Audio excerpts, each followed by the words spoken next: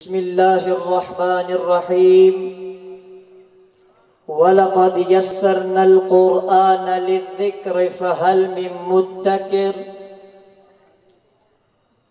صدق الله العظيم وصدق رسوله النبي الكريم ونحن على ذلك لمن الشاهدين والشاكرين والحمد لله رب العالمين.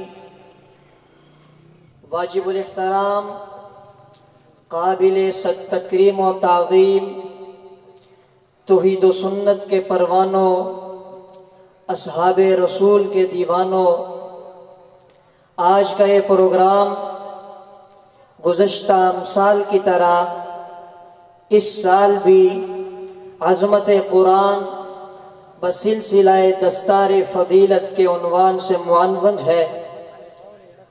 آج کے اس پروگرام کے مہمانان تقریباً تشریف لا چکے ہیں.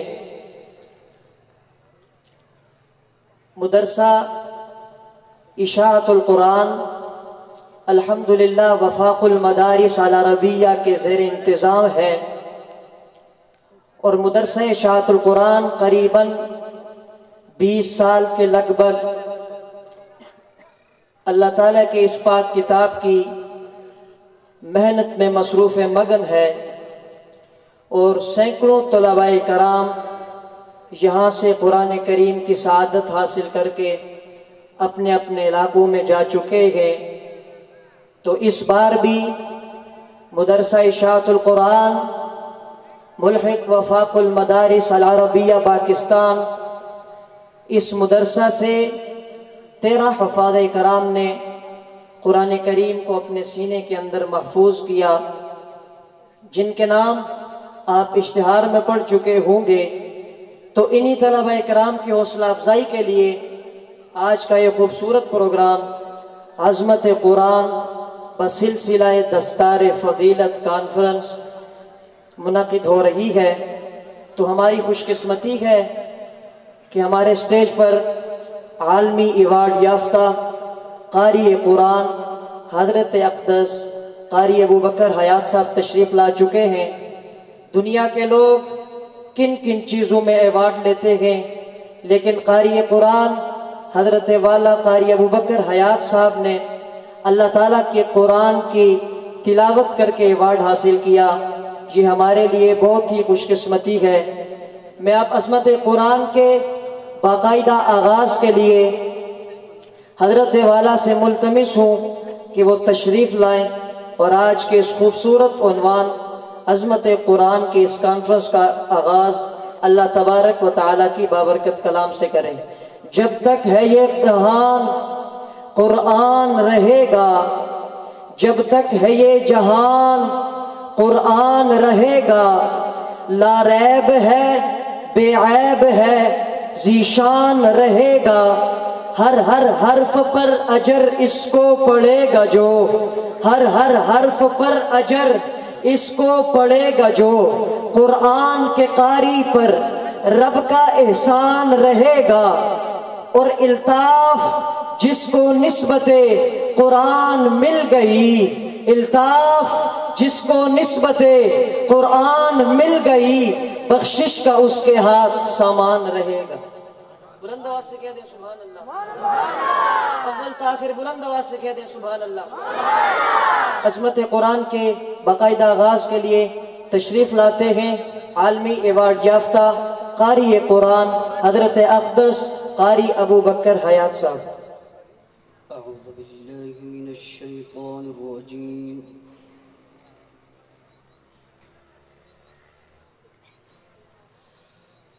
بسم اللہ الرحمن الرحیم.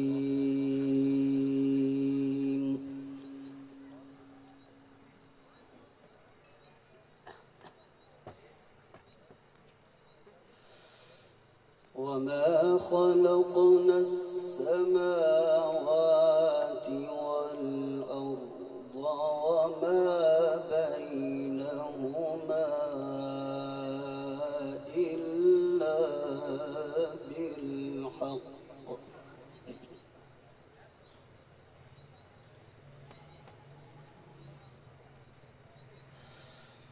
إن الساعة لآتية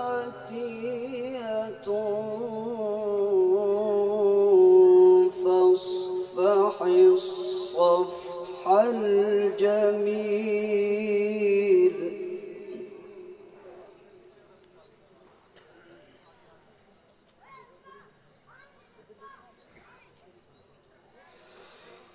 إن ربك هو الخلاق العليم ولقد آتيناك سبعا من المثاني والقرآن العظيم.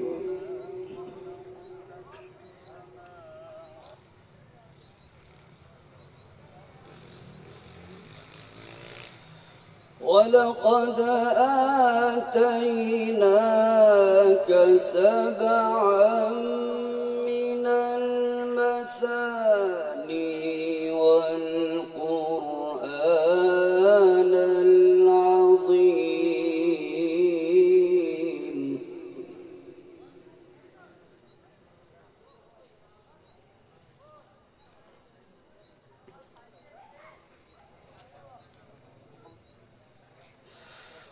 وما خلقنا السماوات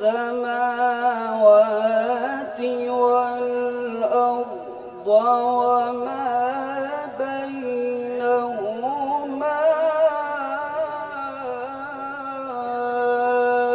إلا بالحق وإن الساعة لآتية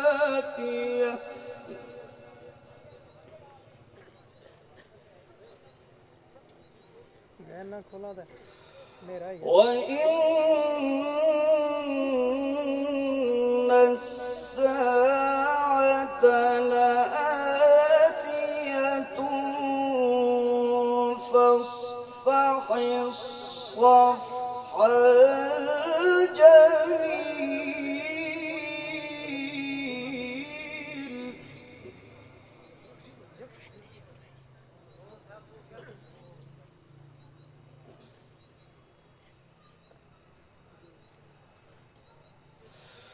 إن ربك هو الخلاق العليم ولقد آتيناك سبعا من المثاني والقرآن العظيم.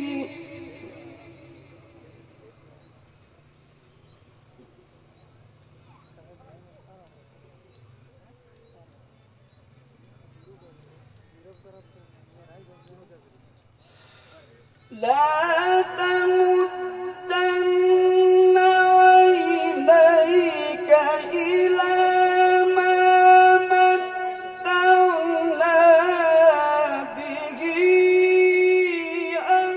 أزواجا منهم ولا تحزن عليهم واخفض جناحك للمؤمنين.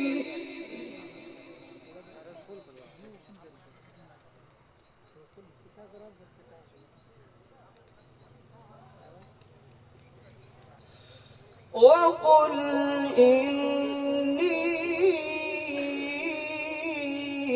أنا النذير المبين.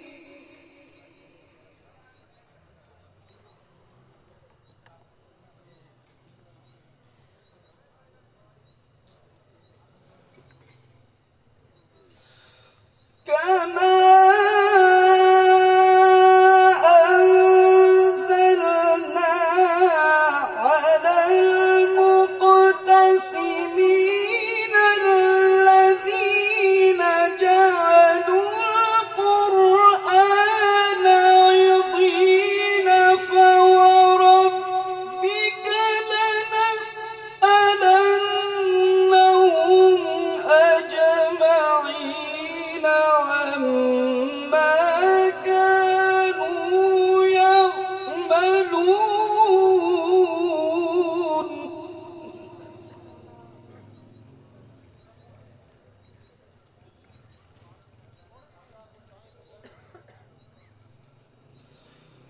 فاصدع بما تؤمر وأعرض عن المشركين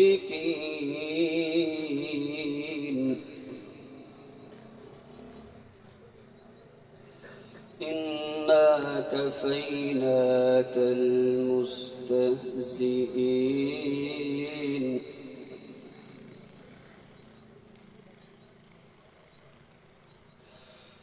الذين يجعلون مع الله إلها آخر فسوف يعلمون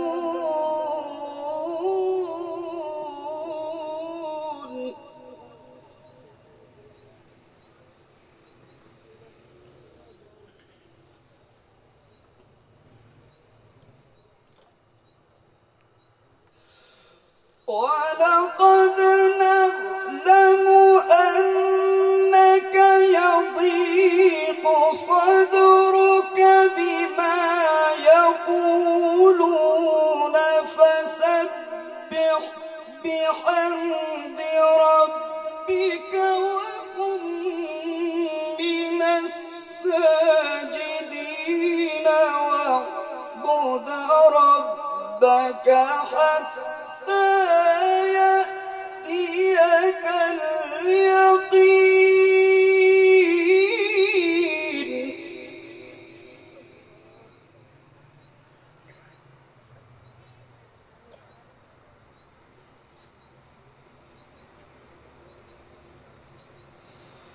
واعبد ربك حتى يأتيك اليقين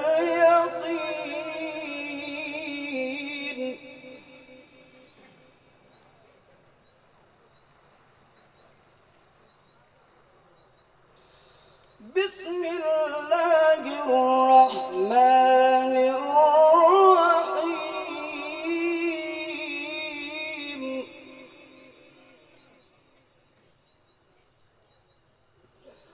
أتى أمر الله فلا تستعجلوه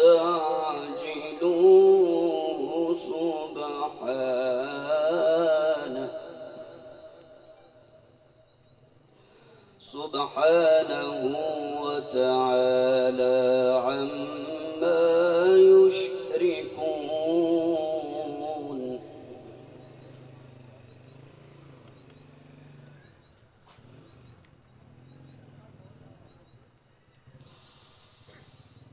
بسم الله الرحمن الرحيم قل هو الله أحد الله الصمد لم يلد ولم يولد ولم يكن له كفوا أحد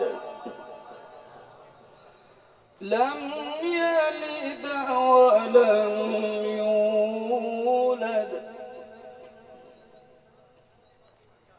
ولم يكن له كفوا أحد صدق الله العظيم.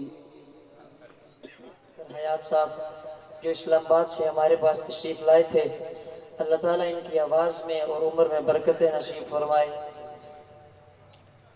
اور ہم بھی عزم و ارادہ کرتے ہیں کہ ہم بھی قاری صاحب کی طرح قرآن پاک کو پڑھیں گے انشاءاللہ، اور ہم بھی خود بھی اور اپنی اولادوں کو بھی انشاءاللہ قرآن کی خدمت میں مصروف مگن رکھیں گے۔ تو شکر اللہ تعالیٰ کا ادا کرنا چاہیے کہ جس نے ہمیں اس پرفتن دور میں بھی دین کی محنت کے لیے قبول کیا ہوا ہے۔ یہ محفل، یہ دینی محفل ہے۔ لوگ تو بہت ساری محافل میں جاتے ہیں لیکن دینی محافل میں لوگ بہت کم آتے ہیں، اس پہ اللہ تعالیٰ کا شکر ادا کرنا چاہیے۔ ایک دفعہ اول تاخر بلند آواز سے کہہ دیں سبحان اللہ، اور بلند آواز سے کہہ دیں سبحان اللہ، ایک دفعہ پھر کہہ دیں۔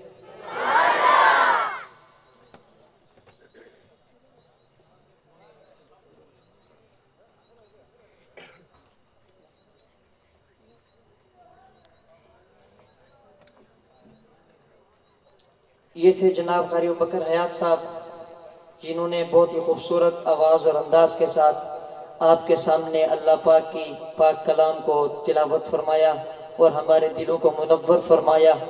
اللہ تعالیٰ کا شکر ادا کرتے ہوئے میں کہنا چاہتا ہوں کہ تجھی سے ابتدا ہر چیز کی ہے، منتہا تو ہے۔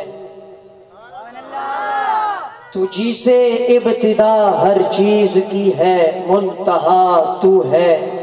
تجھی سے ابتدا ہر چیز کی ہے، منتہا تو ہے۔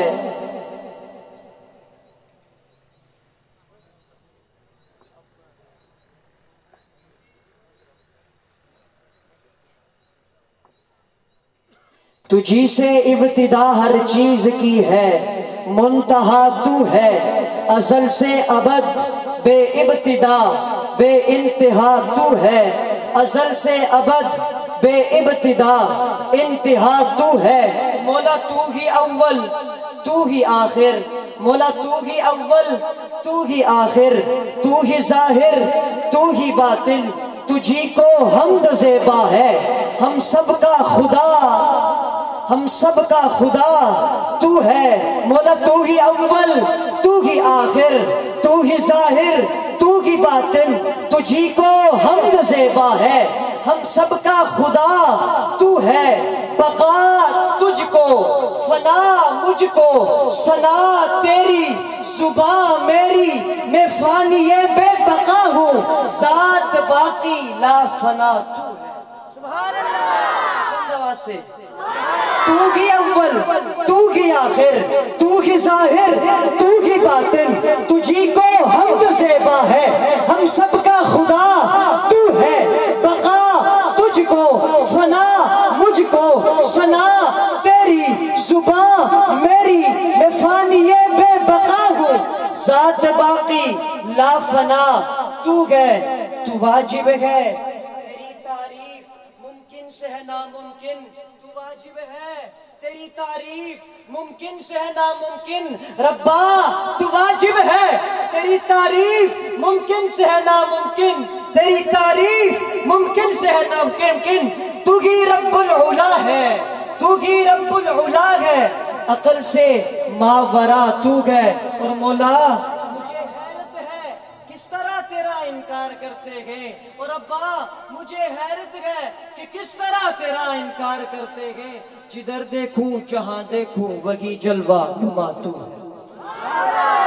ربا مجھے حیرت ہے، ربا مجھے حیرت ہے کہ کس طرح تیرا انکار کرتے ہیں، جدھر دیکھوں جہاں دیکھوں وہی جلوہ نما تو ہے۔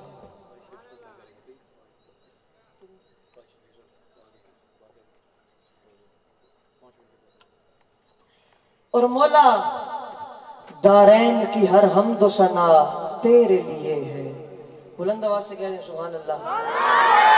مولا دارین کی ہر حمد و ثنا تیرے لیے ہے، موحد کی شب و روز صدا تیرے لیے ہے۔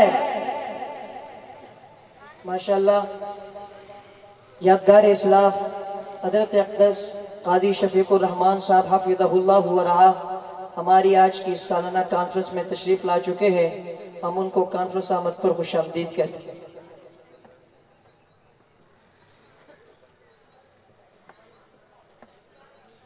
بیداری کا ثبوت دیجئے، نعرہ تکبیر، نعرہ تکبیر، نعرہ تکبیر۔ تاج و تخت ختم نبوت، تاج و تخت ختم نبوت، شان صحابہ، نعرہ تکبیر۔ راول پنڈی کے عظیم عالم دین حضرت اقدس حضرت قاضی شفیق الرحمان صاحب آج کی سالانہ عظمت قرآن بسلسلہ دستار فضیلت کانفرنس میں تشریف لا چکے ہیں، تو میں ان سے ملتمس ہوں کہ وہ تشریف لائیں اور آج کی ہماری اس کانفرنس میں ہمارے دلوں کو منور فرمائیں۔ حضرت اقدس حضرت علامہ قاضی شفیق الرحمان صاحب حفظہ اللہ ورحمہ۔ اعوذ باللہ من الشیطان الرجیم، بسم اللہ الرحمن الرحیم۔ لقد کان لکم فی رسول اللہ اسوۃ حسنہ، صدق اللہ العظیم۔ محبت کے ساتھ ثواب کی نیت سے درود پاک پڑھ لیں۔ اللہم صلی علی سیدنا و مولانا محمد وعلی آل سیدنا و مولانا محمد وبارک وسلم ثم صلی علیہ۔ قابل صد تکریم حضرات علماء کرام، سامعین عزیز قدر، آج کے آپ کے اس ادارے کی سالانہ تکمیل قرآن مجید کی تقریب میں اور آپ دینی نسبت سے حاضر ہیں۔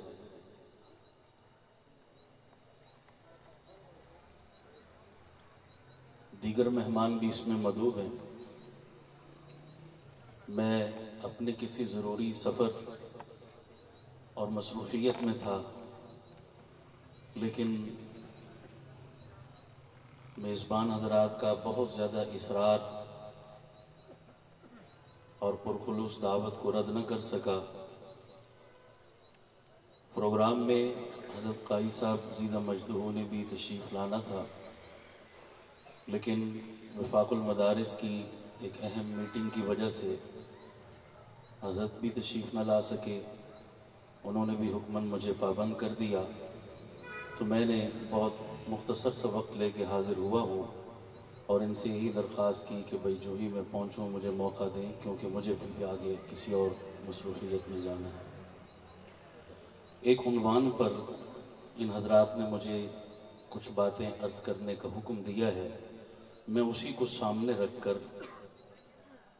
دو چار باتیں عرض کرنا چاہوں گا۔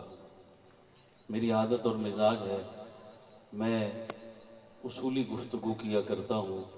اصول چند ہوتے ہیں، یاد رکھنا آسان ہوتا ہے، فروعات اور جزیات ہزاروں لاکھوں ہوتی ہیں، انہیں یاد رکھنا بہت مشکل ہوتا ہے۔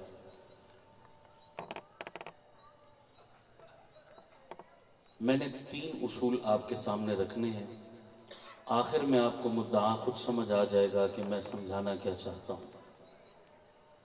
سب سے پہلی چیز،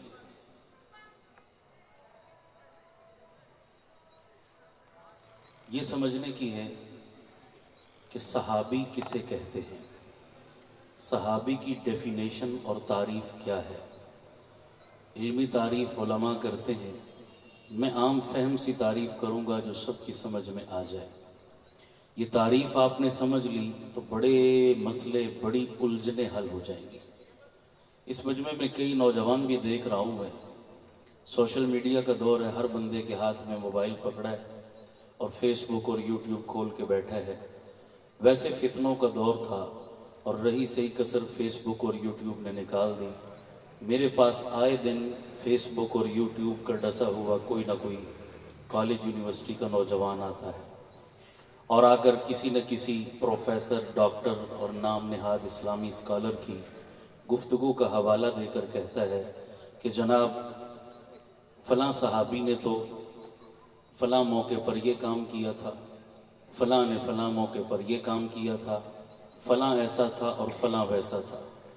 بیٹھے بٹھائے خواہ مخواہ اپنے دل دماغ میں صحابہ کی کدورت اور نفرت پالتے رہتے ہیں۔ یہ سب جہالت کا شاخسانہ اور مستند علماء سے ہٹ کر یوٹیوب اور فیس بک سے دین سننے اور سیکھنے کا نتیجہ ہے۔ سنیے، میں 2-3 اصولوں میں بڑے مسئلے حل کر دوں گا۔ فیس بک پر ہونے والے ہزاروں نہیں لاکھوں مسئلے اور سوالات انشاءاللہ میرے ان اصولوں نے دھو دینے ہیں۔ اگر آپ نے توجہ کی تو انشاءاللہ میری بات سمجھ آئے گی۔ سب سے پہلی چیز، صحابی کسے کہتے ہیں؟ جس نے ایمان کی حالت میں کچھ دیر حضور کی صحبت اور قدموں میں گزاری اور اسی حالت میں اسے موت آئی، اسے کیا کہتے ہیں؟ اونچی بولو، کیا کہتے ہیں؟ پھر دہراتا ہوں، جس نے ایمان کی حالت میں کچھ دیر پیغمبر کے قدموں اور صحبت میں گزاری اور اسی حالت میں اسے موت آئی، اسے صحابی کہتے ہیں۔ رسول اللہ کو دیکھنا شرط نہیں، اس لیے کہ نابینا بھی حضور کے صحابی تھے جنہوں نے دیکھا نہیں۔ اس تعریف کو ذہن میں رکھیے۔ اب میں ایک مثال سے بات واضح کرتا ہوں۔ مثال کے طور پر ایک شخص حضور کے زمانے میں صبح 10 بجے حضور کی خدمت اقدس میں حاضر ہوا، نبی کا کلمہ پڑھا، اسلام قبول کیا اور کچھ لمحے حضور کی صحبت میں گزارنے کے بعد 11 بجے وفات پا گیا، اللہ کو پیارا ہو گیا۔ بتائیے ٹوٹل کتنی دیر کا مسلمان ہے؟ بولو، 1 گھنٹے کا مسلمان۔ مجھے بتائیں، اس 1 گھنٹے کے مسلمان نے کوئی نماز پڑھی؟ بولو، روزہ رکھا، حج کیا، زکوٰۃ دی، جہاد کیا، تسبیح تہجد تلاوت پڑھی؟ عمل کوئی بھی نہیں کیا۔ لیکن آپ سے میں سوال کرتا ہوں، مر کر یہ شخص کہاں گیا؟ جن کا ایمان ہے اونچی بولو، مر کر یہ کہاں گیا؟ اور اس کے سر پہ تمغہ اور تاج کس کا سجا؟ صحابیت کا ہے۔ یہ صحابی اور گیا یہ جنت میں۔ سوال پیدا ہوتا ہے، عمل تو کوئی کیا نہیں، نہ نماز، نہ روزہ، نہ حج، نہ زکوٰۃ، نہ تسبیح، نہ تلاوت، ایک عمل بھی نہیں کیا۔ ٹوٹل 1 گھنٹے کا صحابی ہے، مگر مر کر سیدھا جنت میں، اور ٹائٹل اور تمغہ اور تاج صحابیت کا ملا۔ اس سے ایک بات سمجھ میں آئی، وہ کیا کہ ہم اہل سنت والجماعت کے نزدیک ہم نے صحابی کو عمل کی بنیاد پر صحابی مانا ہی نہیں۔ سمجھ آ رہی ہے؟ ہم نے عمل کی بنیاد پر صحابی کو صحابی، یہ مطلب نہیں کہ صحابی عمل کرتا نہیں۔ صحابی کا عمل بے مثال ہے، پوری امت مل کر صحابی کے عمل کا مقابلہ نہیں کر سکتی، لیکن ہم نے صحابی کو صحابی عمل کی بنیاد پہ مانا نہیں۔ کیوں؟ اگر ہم عمل کی بنیاد پر صحابی کو صحابی کہتے تو پھر اس 1 گھنٹے کے مسلمان کو ہم صحابی نہ کہتے، اس لیے کہ اس نے کوئی عمل کیا ہی نہیں تھا، لیکن ہم نے اس کو پھر بھی صحابیت کا ٹائٹل دیا، جنت کا مقام عطا کیا۔ اس کا مطلب یہ ہوا کہ عمل کی بنیاد پر ہمارے نزدیک کوئی صحابی بنتا ہی نہیں۔ تو پھر اگلی بات بھی اس سے جوڑ لو، مسئلہ کلیئر ہو جائے گا، اصول سمجھ میں آ جائے گا کہ جب ہم نے صحابی کو صحابی عمل کی بنیاد پہ مانا نہیں، تو پھر کسی صحابی کے عمل پر تنقید اور بحث کی اجازت بھی نہیں۔ مسئلہ سمجھ آ رہا نہیں آ رہا؟ اگر ہم صحابی کو صحابی مانتے نماز کی بنیاد پر، روزے کی بنیاد پر، حج و زکوٰۃ کی بنیاد پر، پھر صحابی کی نماز زیر بحث لاتے، زکوٰۃ پر ڈسکس کرتے، حج و جہاد پر گفتگو کرتے، خلافت، سیاست اور حکومت پر تنقید کرتے اور انگلی اٹھاتے، لیکن اللہ کی قسم ہم نے ان میں سے کسی بھی عمل کی بنیاد پر صحابی کو صحابی مانا نہیں، تو کسی صحابی کے عمل پر بحث کرنے اور تنقید کرنے کی اجازت بھی نہیں۔ میں اس سے آگے بڑھ کر ایک جملہ کہتا ہوں، اگر بالفرض والمحال ساری دنیا کے یہ جاہل علامے، نام نہاد اسکالر اور یوٹیوب پر بیٹھ کر کئی ایسے بے وقوف اور جاہل اور احمق قسم کے لوگ جنہوں نے علم کی ہوا بھی نہیں سونگھی اور جنہوں نے ایک دن بھی مدرسے کی شکل نہیں دیکھی، اور ڈاکٹر یہ جو ہے وہ انجینئر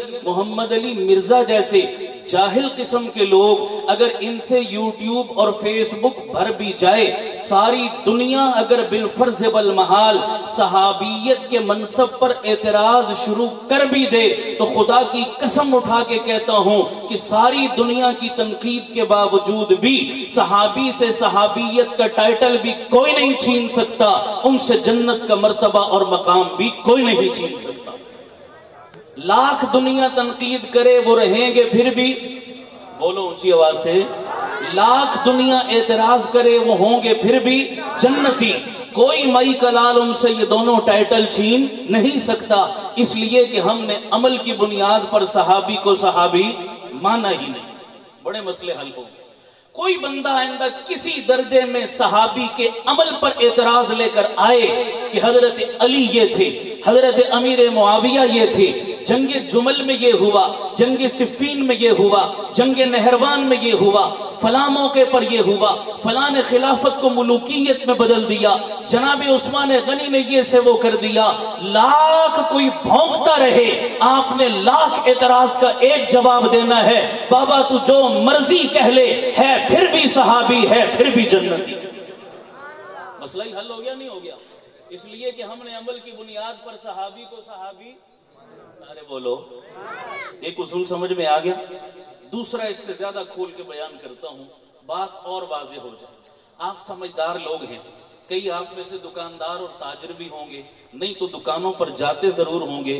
جو بندہ بھی دکان پہ جاتا ہے, دکاندار نے اپنی دکان میں ایک شوکیس بنایا, ایک الماری بنائی, اس کے آگے شیشہ لگایا, اس شوکیس کے اندر وہ اپنا مال سجا کر رکھتا ہے, اپنی پروڈکٹ اور اپنی مصنوعات بنا کر رکھتا ہے.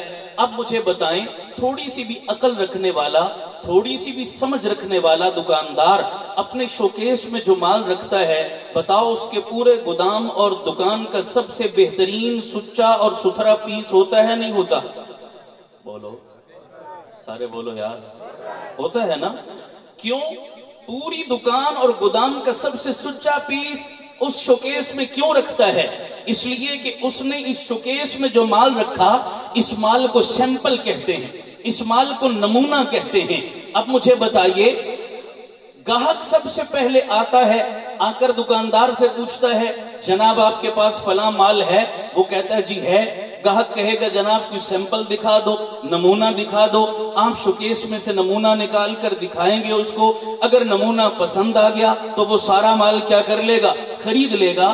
اگر نمونے میں عیب نکل آیا تو بقیہ مال کو دیکھنا کوئی گوارا نہیں کرتا. اس لیے دکاندار کی خواہش ہوتی ہے کہ میرے پورے گودام اور ویئر ہاؤس میں جو مال سب سے ستھرا, سچا اور صاف ہے, اس کو میں بطور نمونہ کے شوکیس میں سجا کر رکھوں. لیکن ہم انسان کتنے ہی کامل کیوں نہ ہو جائیں, کامل ہونے کے باوجود ہم انسان کیا ہیں؟ ناقص ہیں. ہم میں کوئی نہ کوئی کمی موجود ہے, تو ہمارے بنائے ہوئے نمونوں میں بھی کمی اور نقص موجود ہے. ہم نمونہ جتنا بھی اچھا بنا کر رکھیں, کوئی نہ کوئی عیب اس میں نکل آتا ہے. لیکن میرا رب کامل نہیں, مکمل اور اکمل ذات ہے. جب میرا رب اکمل اور مکمل ذات ہے تو رب کے بنائے ہوئے نمونے بھی کامل اور مکمل ہیں. میرا رب بھی عیب سے پاک ہے تو رب کے بنائے ہوئے نمونے بھی عیب سے پاک ہیں. اور سنیو, اپنے دل پر لکھ لو, قیامت تک آنے والے آخری مسلمان کو رب نے اپنے قرآن میں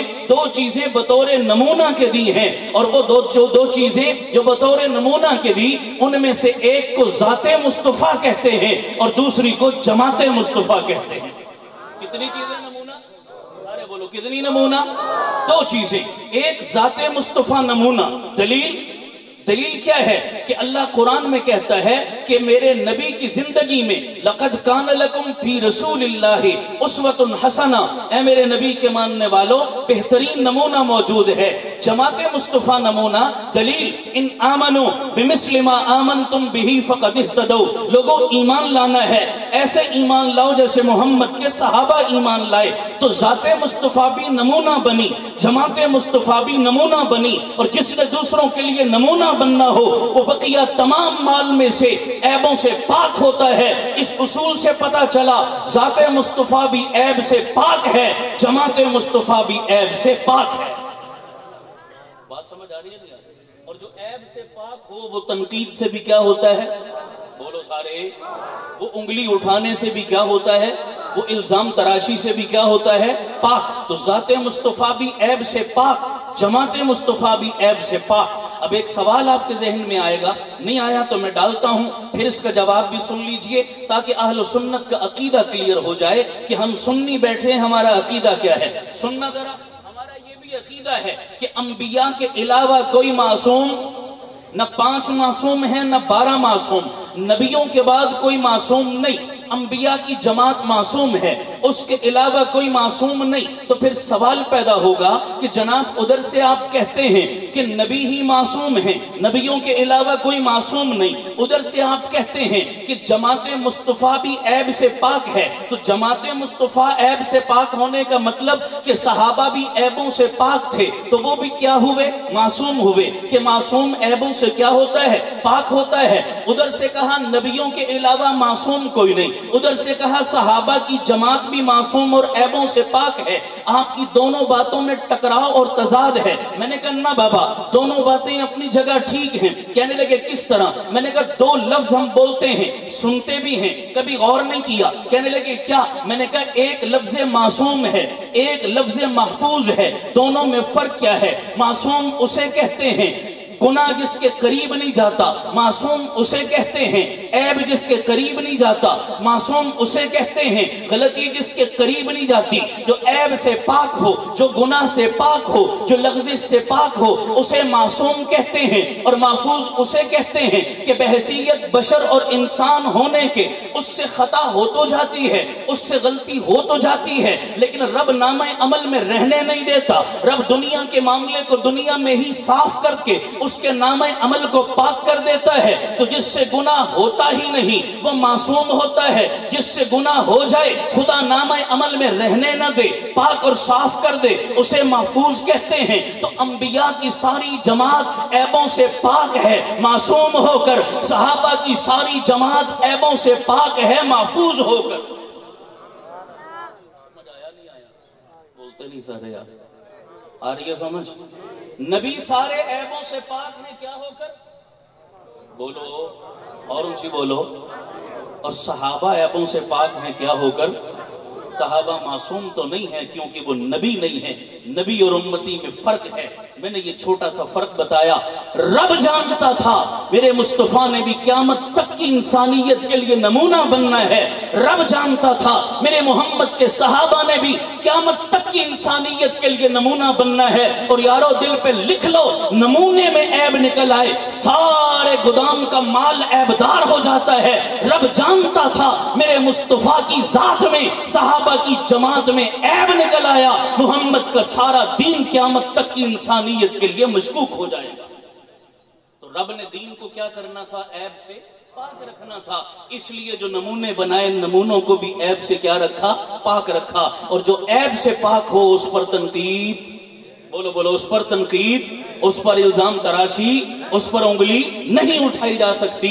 अब सारी दुनिया के मुअर्रिख, सारी दुनिया की तारीख, सारी दुनिया का सोशल मीडिया, सारी दुनिया के नाम निहाद स्कॉलर सहाबी के किसी तर्ज अमल पर उंगली उठाएं और तनकीद करें, हम उनकी तमाम तर किताबों को, उनकी तहकीकात और उनकी वीडियो क्लिप्स को उठाकर रद्दी की टोकरी में फेंक देंगे। सहाबी के किसी अमल और किरदार पर कभी अपने दिल दिमाग में शक शुबा नहीं लाएंगे इंशाअल्लाह। उसूल समझ आ गया नहीं आ गया? अब मैं जुज़ियात में जाऊं बातें लंबी हो जाएंगी जनाब। फलां पर ये इल्जाम, फलां पर ये इल्जाम, फलां पर ये इल्जाम, उसकी क्या सफाई है? वक्त नहीं मेरे पास। दो उसूल, कितने उसूल हो गए भाई? सारे कितने हो गए? तीसरा सुनिए, इस मजमे में कोई बिल्कुल मेरे जैसा जट अनपढ़ बंदा बैठे, ये बच्चे भी छोटे छोटे बैठे हैं ना। अब जो तीसरा उसूल मैं अपने मुद्दे पे बताने लगा हूं, इंशाअल्लाह ये बच्चे भी समझ के और याद करके जाएंगे, बड़े और बूढ़े भी समझ कर जाएंगे। समझ भी लेना और याद भी रख लेना, बड़ा काम आएगा हर गली कूचे में इंशाअल्लाह आपको। आप लोग अक्सर देहाती जिंदगी से वाबस्ता हैं, मेरी बात ज्यादा अच्छे तरीके से आपको जो मिसाल देने लगा हूं वो समझ में आएगी। देहातों में अक्सर तकरीबन हर घर में लोग कुत्ता पालते हैं, नहीं पालते? और चौकीदारी और पहरेदारी के लिए तो कुत्ता पालना क्या है? जायज भी है, शर्म भी जायज है, हर घर में कुत्ता होता है। अच्छा, कुत्ते में बड़ी खसलतें, बड़ी क्वालिटियां हैं। अब वक्त नहीं, मैं सारी क्वालिटियां नहीं गिनवा सकता। एक सबसे बड़ी क्वालिटी है, कुत्ता बड़ा वफादार होता है, मालिक पे भौंकता नहीं है कभी। है? बोलो यार, मालिक पे भौंक नहीं मारता, मालिक का वफादार है कुत्ता। ये कुत्ते का वसफ है, बड़ा गौर करना। और सिर्फ गौर नहीं करना बल्कि मेरे साथ चलना, मेरे जुमले संभालना। आपका इम्तिहान भी लेने लगा हूं, आप कितने बेदार बैठे हैं। मेरे जुमले जिनकी समझ में आए वो जुबान चुप नहीं रहनी चाहिए, मुझे दुख होगा। जरा मेरे साथ बोलिएगा जिनको समझ में आ रही है, मैं आपको कहां लेके जा रहा हूं। कुत्ता बड़ा वफादार है। अब एक अजनबी बंदा मेहमान बनकर आपके घर में आ जाए अगर, तो कुत्ता पहले दिन अजनबी बंदे को देखकर, बोलो यार सारे, भौंकता है ना जनाब? अजनबी घर में मेहमान आया, कुत्ता पहले दिन भौंका। दूसरे दिन भी मेहमान वहीं था, कुत्ता भौंका मगर पहले दिन से।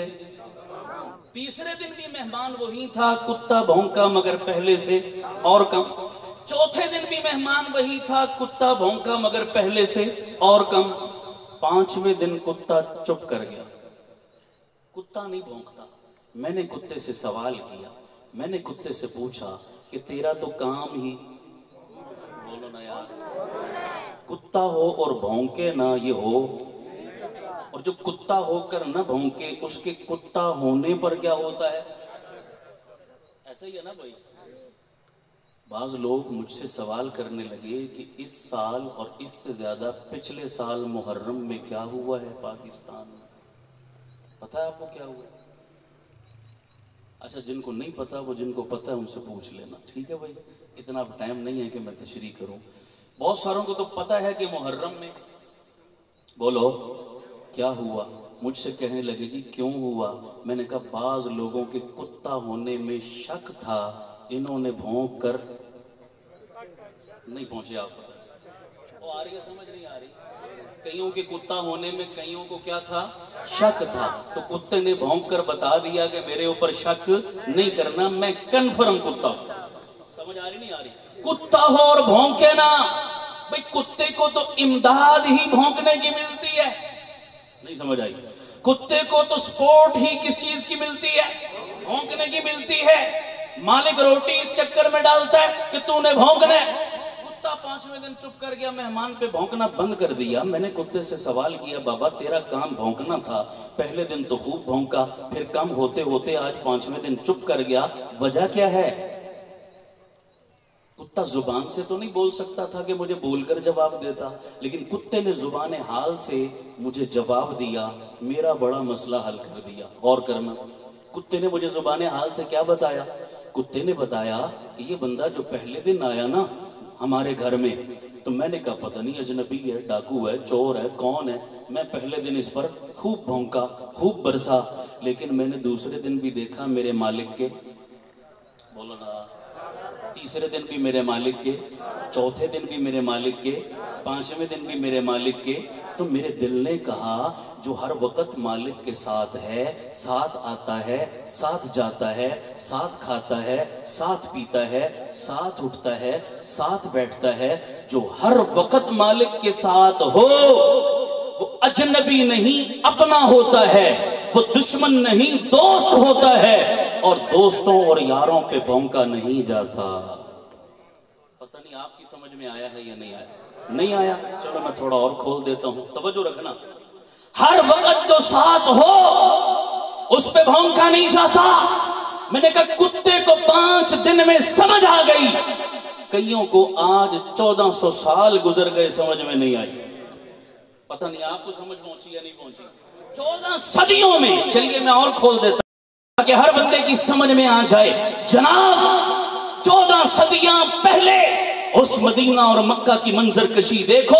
جو میرے مصطفیٰ کے ساتھ بدر میں تھے, احد میں تھے, خندق میں تھے, حنین میں تھے, تبوک میں تھے, غزوات میں تھے, فتوحات میں تھے, مکہ میں تھے, مدینہ میں تھے, پہاڑوں پہ تھے, غاروں میں تھے, آبادیوں میں تھے, ویرانوں میں تھے, جلوت میں تھے, خلوت میں تھے, یسرت میں تھے, حسرت میں تھے, اپنوں میں تھے, بیگانوں میں تھے, ہر حال میں مصطفیٰ کے ساتھ. فجر میں تھے, ظہر میں تھے, عصر میں تھے, مغرب میں تھے, عشاء میں تھے, اور جناب صفا میں تھے, مروہ میں تھے, زمزم پہ تھے, اور جناب ملتزم پہ تھے, مدینہ میں تھے, اوقاز میں تھے, زمین پر تھے, پہاڑوں کی چوٹیوں پر تھے, جنگلوں میں تھے, بیابانوں میں تھے, سمندروں میں تھے, ویرانوں میں تھے, اپنوں میں تھے, بیگانوں میں تھے. آج تک روزے میں بھی ساتھ ہیں, قبر میں بھی ساتھ ہیں, کل جنت میں بھی جو مصطفیٰ کے ساتھ ہوں گے.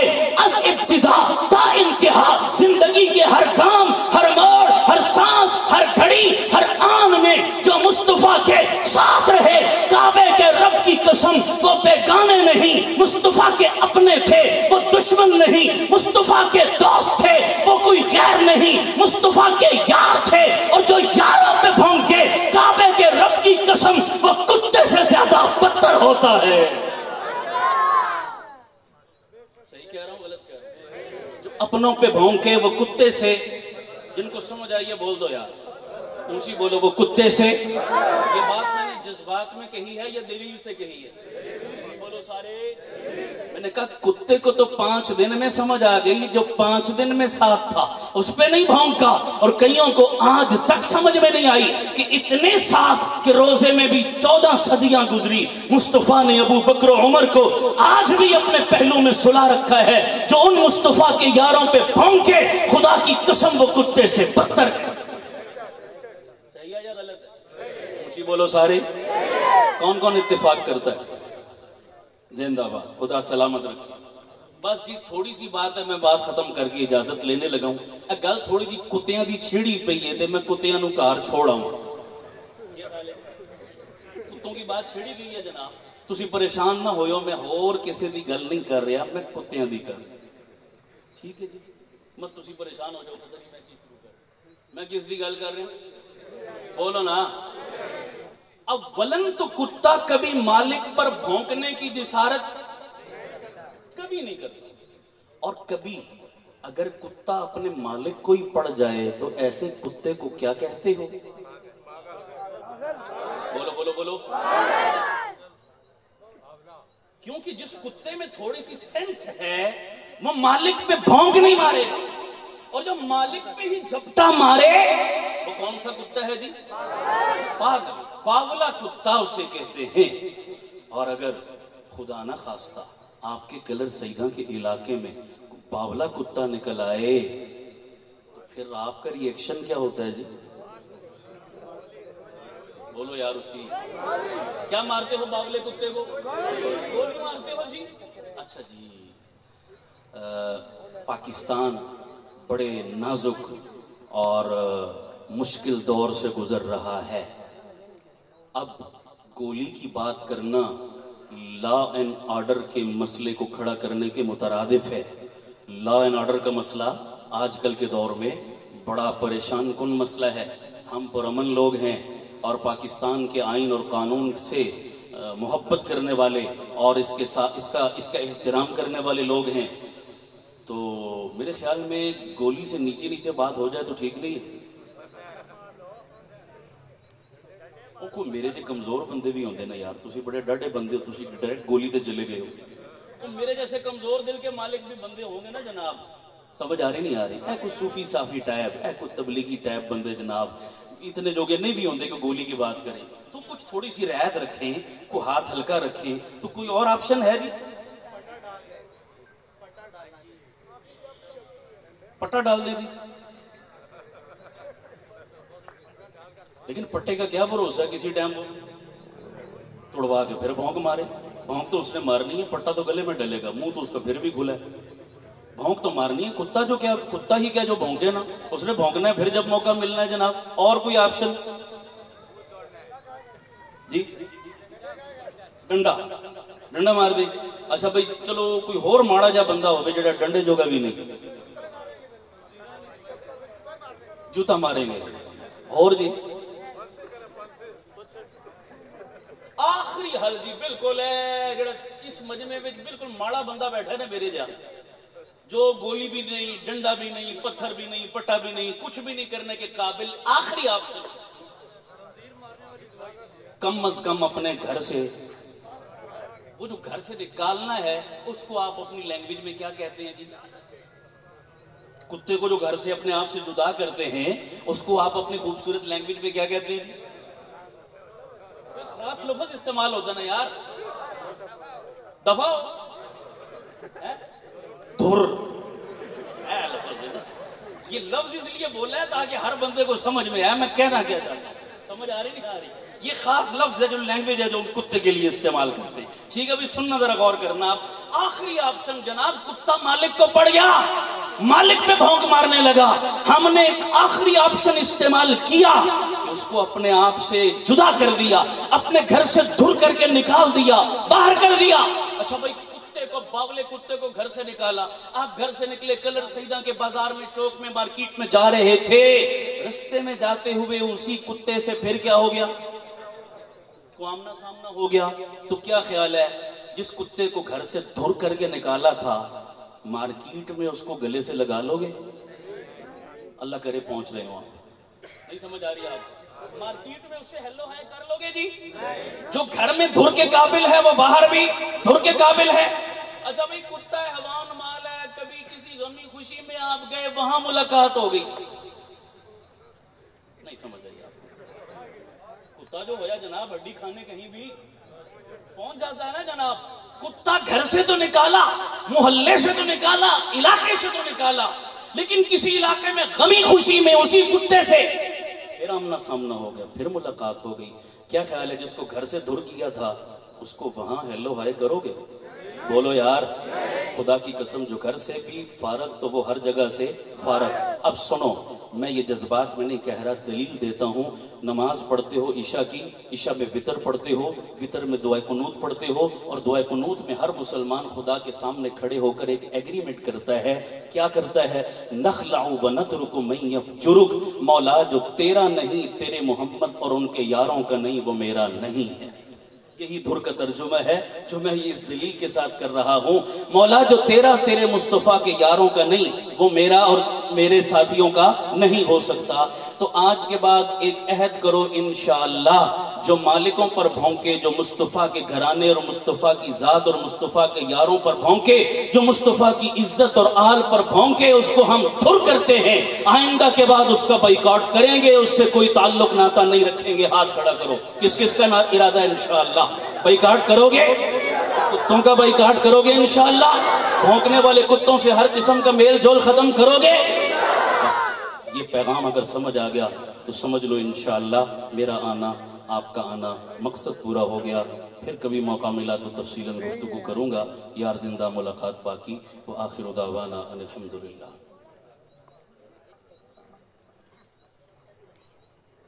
تکبیر، تاج و تخت ختم نبوت، تاج و تخت ختم نبوت، شان صحابہ، شان صحابہ، شان صحابہ، عظمت صحابہ، عزت صحابہ، وقار صحابہ، نعرہ تکبیر۔ ہمارے لیے انتہائی مسرت اور خوشی کا موقع ہے کہ ہمارے پاس دو عظیم ثناخان مصطفیٰ، مداح صحابہ و اہل بیت، کوہاٹ سے اٹھنے والی آواز حضرت اقدس جناب قاری مصعب فاروقی صاحب، اور اہل سنت کے ترجمان پوری دنیا میں جن کی آواز گونج رہی ہے، عظمت صحابہ کے لیے اپنے آپ کو پیش کرنے والے، اٹک سے اٹھنے والی آواز حضرت اقدس حضرت مولانا غازی فاروق معاویہ صاحب ہمارے آج کے اس پروگرام میں تشریف لا چکے ہیں، اور ہم ان کو یا آمد پر خوش آمدید کہتے ہیں۔ تو اب بالخصوص پروگرام کو آگے بڑھاتے ہوئے حضرت قاری مصعب صاحب کو دعوت دیں گے، تو ان کی خدمت میں شان صدیق اکبر پر ایک شعر پیش کرنا چاہتا ہوں، اور دشمنان صدیق سے ایک سوال پوچھنا چاہتا ہوں، اور آپ کو ایک کسوٹی دینا چاہتا ہوں کہ قیامت کے دن اور سارے معاملات میں کہ عدو کے ہر سوال میں صدیق سامنے کرو، عدو کے ہر سوال میں صدیق سامنے کرو، منافقوں کی چال میں صدیق سامنے کرو، منافقوں کی چال میں صدیق سامنے کرو، شیطان ذہن میں کوئی جو ڈالتا ہو وسوسہ، شیطان ذہن میں کوئی جو ڈالتا ہو وسوسہ، خیال ہی خیال میں صدیق سامنے کرو، ابو جہل جو مانتا نہیں معراج کا سفر، ابو جہل جو مانتا نہیں معراج کا سفر، تو ایسی صورتحال میں صدیق سامنے کرو، تو ایسی صورتحال میں صدیق سامنے کرو۔ مسلمانوں، حشر کا دن شدید تر، تو راز ہم کو کیا ہے ڈر، حشر کا دن شدید تر، تو راز ہم کو کیا ہے ڈر، خدا ہے گر جلال میں صدیق سامنے، حشر کا دن شدید تر، تو راز ہم کو کیا ہے ڈر، خدا ہے گر جلال میں صدیق سامنے کرو۔ انتہائی ادب و احترام کے ساتھ آپ کے سامنے تشریف لاتے ہیں حضرت اقدس قاری مصعب حسین فاروقی صاحب۔